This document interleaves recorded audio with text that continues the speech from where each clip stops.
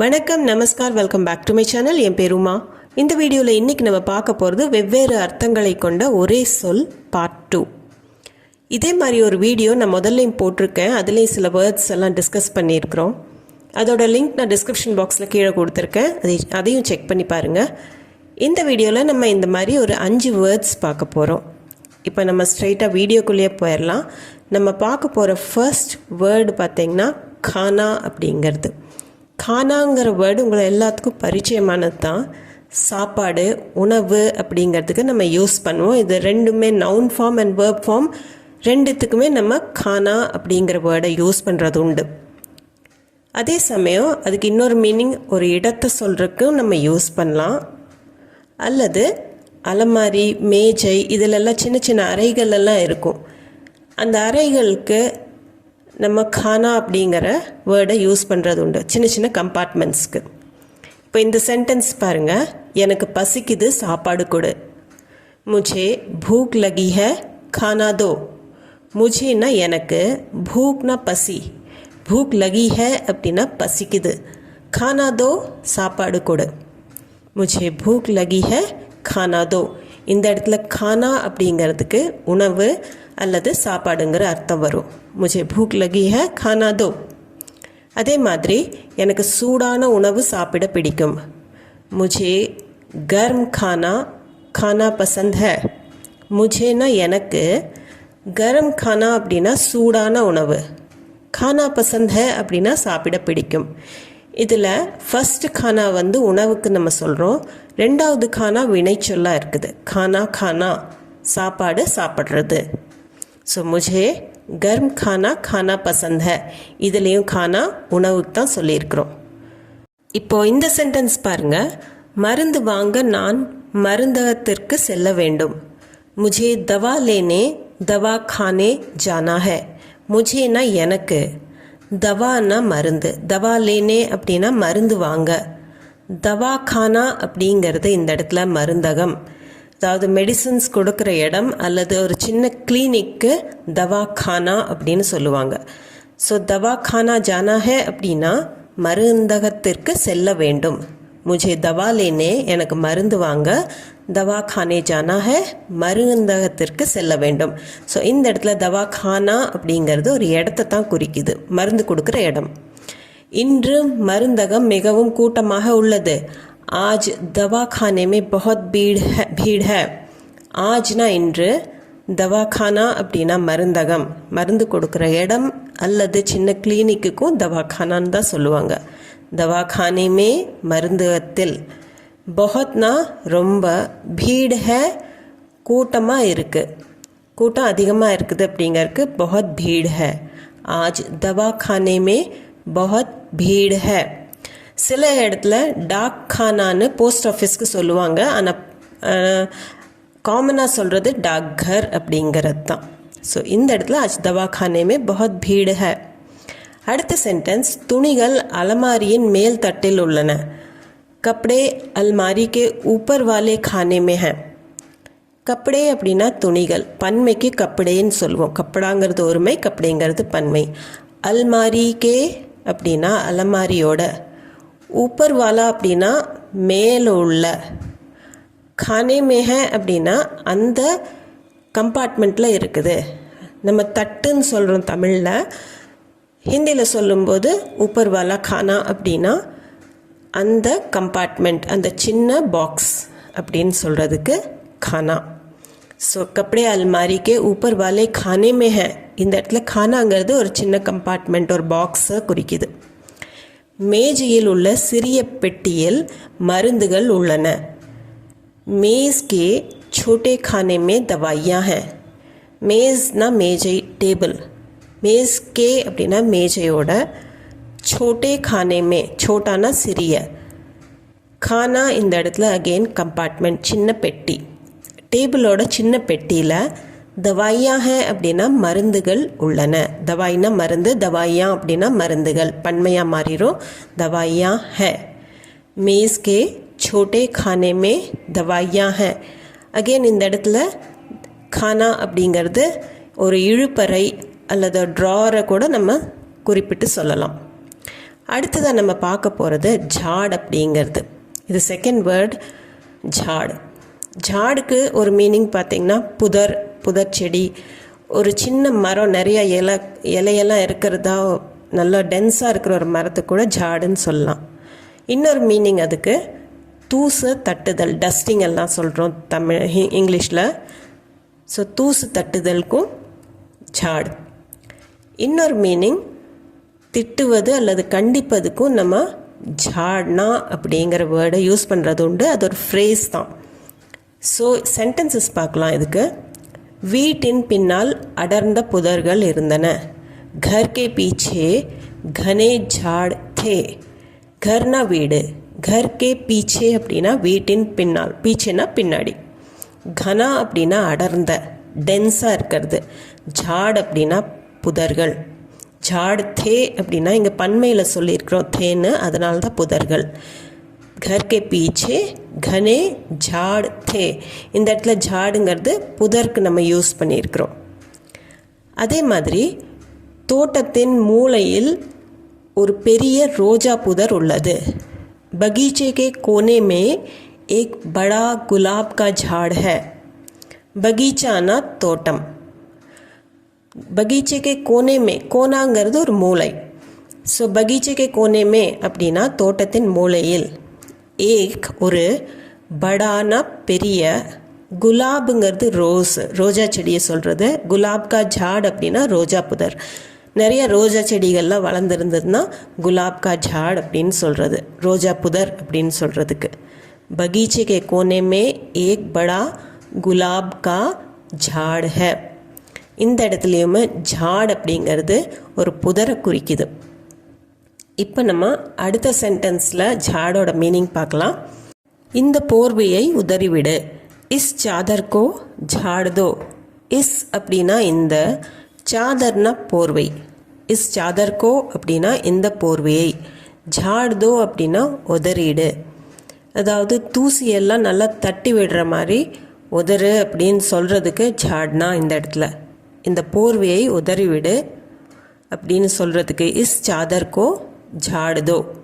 इस चादर को झाड़ दो.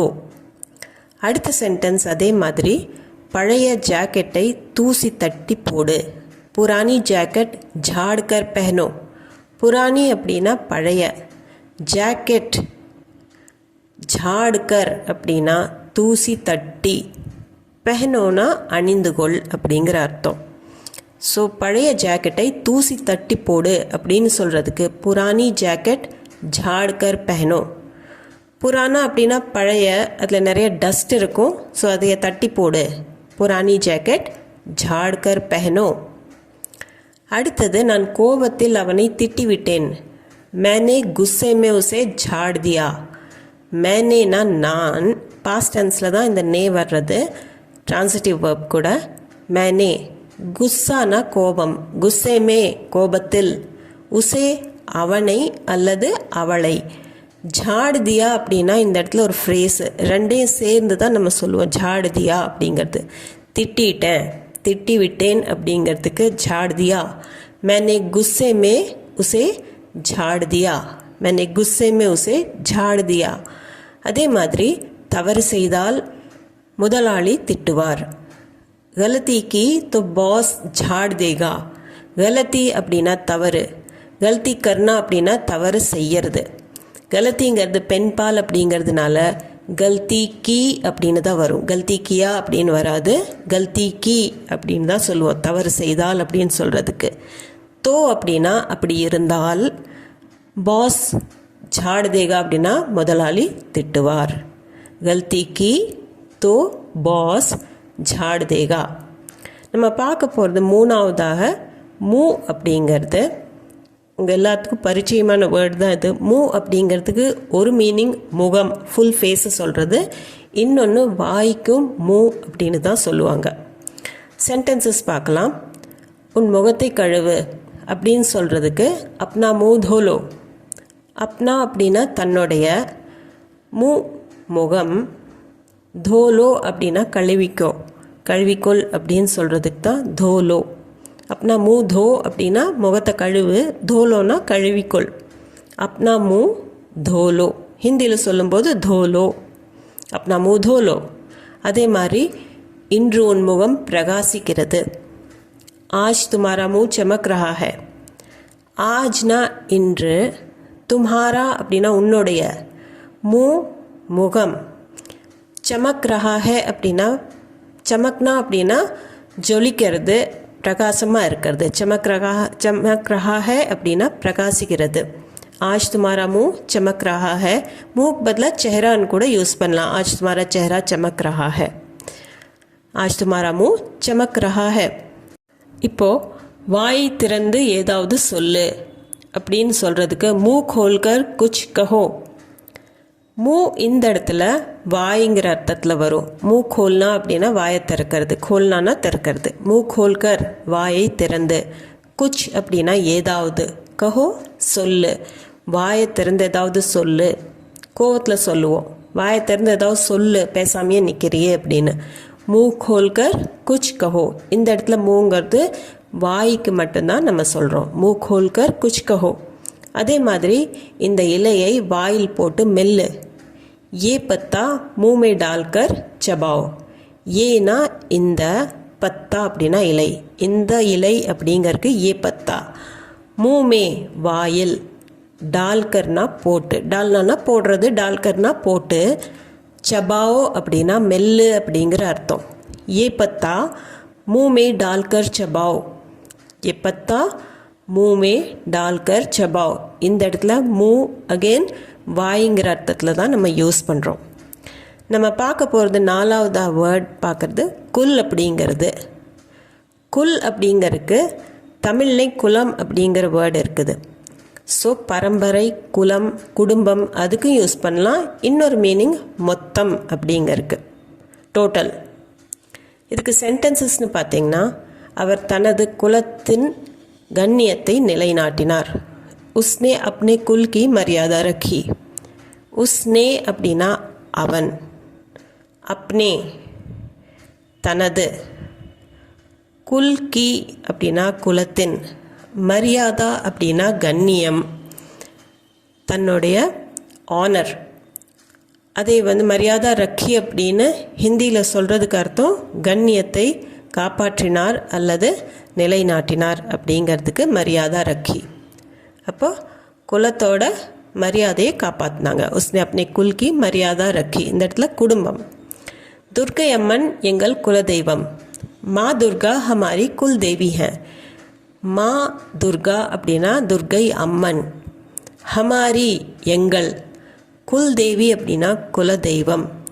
இது அம்மனாக இருக்கிறதுனால குலதெய்வம், குல் தேவி அப்படின்னு நம்ம சொல்கிறோம்.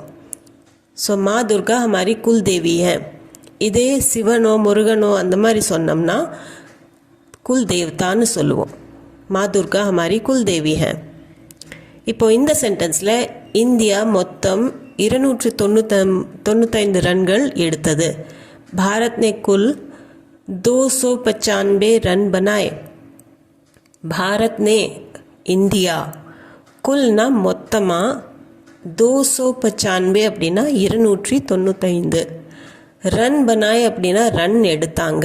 ஹிந்தியில் சொல்லும்போது ரன் பனாயே அப்படின்னு தான் சொல்கிறாங்க, ரன் எடுக்கிறதுக்கு.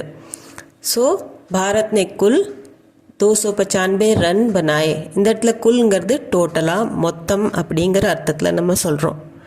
மொத்தம் எவ்வளோ பணம் செலவிடப்பட்டது. குல் கித்னே பேசே खर्च हुए. குல் அப்படின்னா மொத்தமாக, கித்னே பேசே எவ்வளவு பணம், கித்னானா எவ்வளவு, பேசேனா பணம், खर्च हुए அப்படின்னா செலவாச்சு, செலவிடப்பட்டது. குல் கித்னே பேசே खर्च हुए, மொத்தம் எவ்வளோ பணம் செலவாச்சு. குல் கித்னே பேசே खर्च हुए. குல் கித்னா हुआ, டோட்டலாக எவ்வளவாச்சு அப்படின்னு கேட்குறதுக்கு, அதாவது அந்த இடத்துல டோட்டலுங்கிற மீனிங்கில் வருது, மொத்தமாக அப்படின்னு கேட்குறதுக்கு தான் இந்த குல் கித்னே பேசே खर्च हुए. அடுத்தது நம்ம 5வது பார்க்க போகிறது கோலி அப்படிங்கிற வேர்டு. கோலிக்கு மாத்திரை, மருந்து மாத்திரை, அந்த ரவுண்டாக இருக்கிறது, அந்த மாத்திரைக்கும் சொல்லுவாங்க. இன்னொன்று துப்பாக்கியில் இருக்கிற தோட்டா, அதுக்கும் கோலின்னு சொல்கிறது உண்டு. ஒரு சின்ன சின்ன உருண்டை, கல், இந்த விளையாடுற உருண்டைகள்லாம் இருக்கிறது, அதுக்கும் கோலின்னு சொல்கிறது உண்டு. சென்டென்சஸ் பாருங்கள். எனக்கு தலைவலி மாத்திரை வேணும். मुझे सिर दर्द की गोली चाहिए. मुझेனா எனக்கு, சிர்னா தலை, சிர் தர்த் அப்படின்னா தலைவலி. சிர் தர்த் கி கோலி தலைவலி மாத்திரை. இந்த இடத்துல கோலிங்கிறது மாத்திரைங்கிற மீனிங்கில் வருது. கோலி சாஹியேனா மாத்திரை வேணும். முझे எனக்கு சிர் தர்த் கி கோலி சாஹியே தலைவலி மாத்திரை வேணும். ஸோ அடுத்த சென்டென்ஸ்லேயுமே மாத்திரையை விழுங்குவது கடினம். கோலி நிகழ்னா முஷ்கில் ஹை. கோலி அப்படிங்கிறது இந்த இடத்துல மாத்திரைக்கு நம்ம சொல்கிறோம். நிகழ்னா அப்படின்னா முழுங்கிறது, விழுங்குவது. முஷ்கில் ஹை கஷ்டமாக இருக்குது, கடினம். ஸோ நம்ம வாயில் போட்டதைய விழுங்கிறதுக்கு நிகழ்னா அப்படிங்கிற வேர்டை யூஸ் பண்ணுவோம். கோலி நிகழ்னா முஷ்கில் ஹை, மாத்திரை விழுங்குவது கடினம். கோலி நிகழ்னா முஷ்கில் ஹை. போலீஸ்காரர் துப்பாக்கியால் சுட்டார். புலிஸ்கர்மி ने गोली चलाई. புலிஸ்கர்மி அப்படின்னா போலீஸ்காரர். இந்த புலிஸ்கர்மி அப்படிங்கிற வேர்ட் வரும்போது போலீஸ் வேலை செய்கிறவங்க போலீஸ்காரர் அப்படின்னு சொல்கிறதுக்கு தான் புலிஸ்கர்மி. நே அப்படிங்கிறது பாஸ்ட் டென்ஸ்க்கு யூஸ் பண்ணுறோம். கோலி சலாய் அப்படின்னா துப்பாக்கியால் சுடுறதுக்கு சொல்லுவோம். ஷூட் பண்ணுறதுக்கு கோலி சலானா அப்படிங்கிற வேர்டு. ஸோ இந்த இடத்துல கோலிங்கிறது தோட்டாவை சொல்கிறோம். ஸோ ரிவால்வர் எடுத்து அதை ஷூட் பண்ணுறதுக்கு கோலி சலானா. புலிஸ்கர்மின்னு கோலி சலாய். ரிவால்வரில் 3 தோட்டாக்கள் உள்ளன. ரிவால்வர் மே 3 கோலியா ஹை. ரிவால்வர் மே அப்படின்னா ரிவால்வரில் 3னா 3, கோலியா ஹை தோட்டாக்கள் உள்ளன. கோலிங்கிறது ஒருமை, கோலியாங்கிறது பன்மை. ரிவால்வர் மே 3 கோலியா ஹை. ரிவால்வர் மே 3 கோலியா ஹை. அடுத்தது குழந்தைகள் சிறு களிமண் பந்துகளை உருவாக்கினர். பச்சோனே மிட்டி கி கோலி பனாய். பச்சோனே அப்படின்னா குழந்தைகள். இது பாஸ்ட் டென்ஸில் இருக்கிறதுனால இந்த நே வரும், ட்ரான்சிட்டிவ் வெர்ப் கூட எப்போவுமே. பச்சோனே மிட்டி அப்படின்னா மண்ணால் செய்யப்பட்டது. இந்த இடத்துல கிளேக்கு நம்ம மிட்டின்னு தான் சொல்லுவோம், தமிழில் களிமண்ணு சொல்கிறோம். மிட்டிக்கு கோலி அப்படின்னா சின்ன சின்ன உருண்டைகள். ஸோ சின்ன சின்ன பந்துகள். பனாயினா உருவாக்கினாங்க. பச்சோனே மிட்டிக்கு கோலி பனாய். இந்த இடத்துல சின்ன உருண்டைக்கு சொல்கிறோம். பச்சோனே மிட்டிக்கு கோலி பனாய். ஸோ இந்த வீடியோ உங்களுக்கு யூஸ்ஃபுல்லாக இருந்திருக்கும்னு நம்புகிறேன். இந்த வீடியோ சம்மந்தமாக உங்களுக்கு ஏதாவது டவுட்ஸ், கொஷின்ஸ், உங்கள் ஃபீட்பேக் எதுவாக இருந்தாலும் கமெண்ட் செக்ஷனில் கண்டிப்பாக கமெண்ட் பண்ணி சொல்லுங்கள். அது போக நம்ம சேனலுக்கு நீங்கள் புதுசாக இருந்தீங்கன்னா மறக்காமல் சப்ஸ்கிரைப் பட்டன் அமுத்தி சேனலை சப்ஸ்கிரைப் பண்ணிக்கோங்க. இந்த வீடியோ பிடிச்சிருந்தால் லைக் பண்ணிவிட்டு ஹைப் பாயிண்ட்ஸும் கொடுத்துட்டு உங்கள் ஃபேமிலி அண்ட் ஃப்ரெண்ட்ஸ் சர்க்கிளில் யாராச்சும் ஹிந்தி தேவைப்பட்டதுன்னா அவங்களுக்கு கண்டிப்பாக ஷேர் பண்ணிக்கோங்க. நான் மீண்டும் ஒரு வீடியோவில் உங்களை சந்திக்கிறேன். தேங்க்யூ ஃபார் வாட்சிங்.